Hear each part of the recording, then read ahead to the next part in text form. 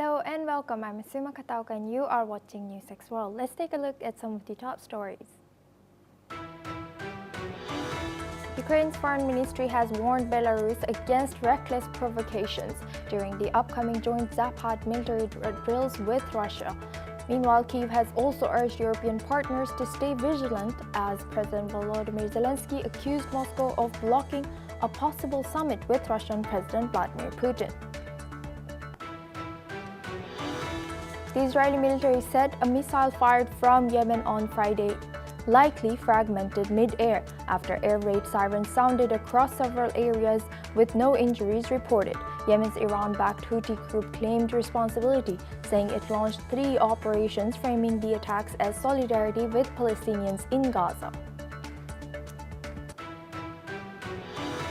Ghislaine Maxwell, who is serving a 20-year sentence for aiding Jeffrey Epstein's sexual abuse of minors, told Deputy Attorney General that she knew of no Epstein's client list and never saw President Donald Trump act inappropriately. Maxwell was moved to a less restrictive prison, made these remarks as President Trump faces criticism over his handling of the Epstein case.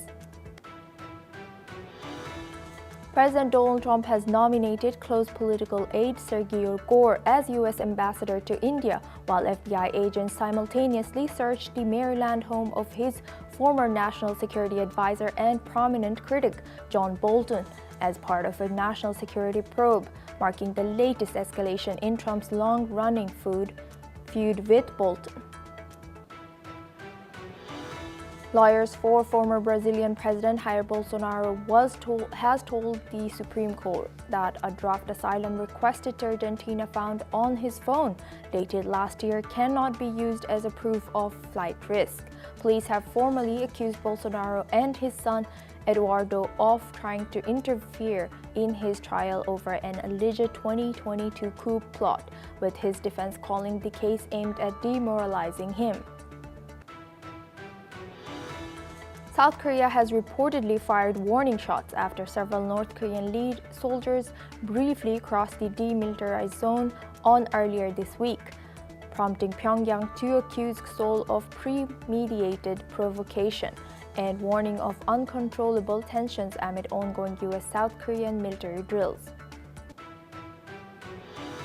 Colombia's Defense Minister Pedro Sanchez has vowed to crush armed groups after twin guerrilla attacks killed 19 people on Thursday, including 13 police officers shot down in a helicopter and 6 civilians in a truck bomb in Cali that injured 60 others. According to media reports, President Gustavo Petro has blamed the violence on FARC dissidents. Kilmar Abrego, a migrant in U.S. wrongfully deported to El Salvador under President Donald Trump's immigration policies, was released from criminal custody in Tennessee and reunited with his family in Maryland, according to media reports. However, defense lawyers warned he still faces the threat of being deported to a third country.